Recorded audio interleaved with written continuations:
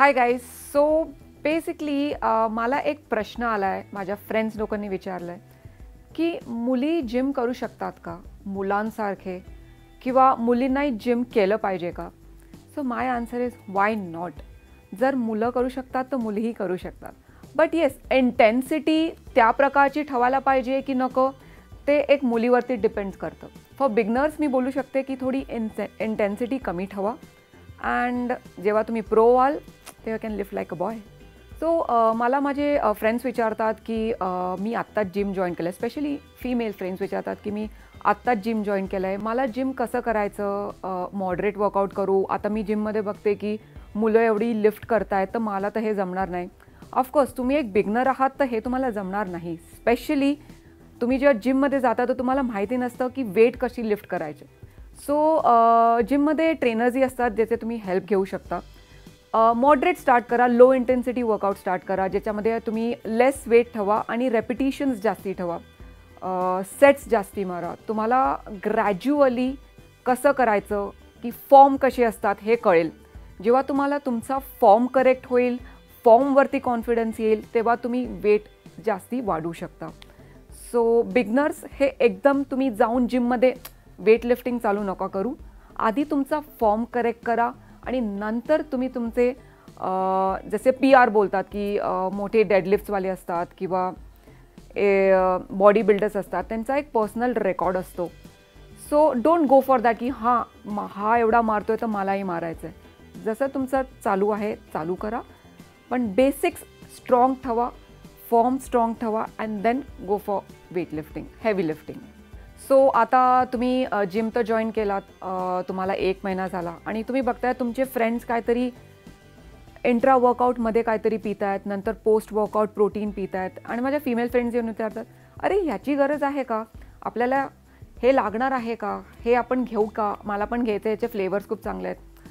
तर मी नाही बोलत की इट्स नॉट इम्पॉर्टंट, तुम्ही घेऊही शकता, ऑफकोर्स घेऊ शकता.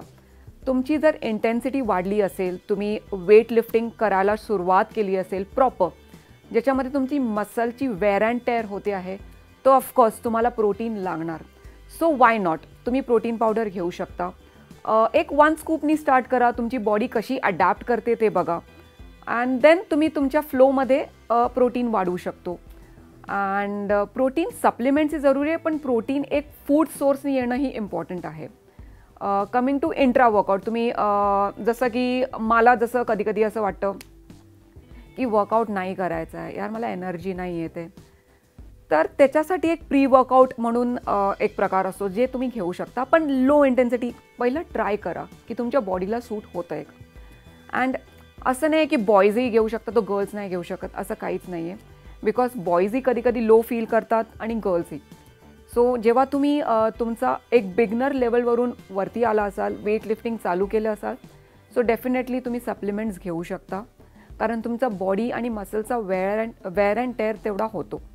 सो येस, आय प्रिफर की सप्लिमेंटेशन इज इम्पॉर्टंट, आणि सप्लिमेंटेशनसोबत डाएटही करा.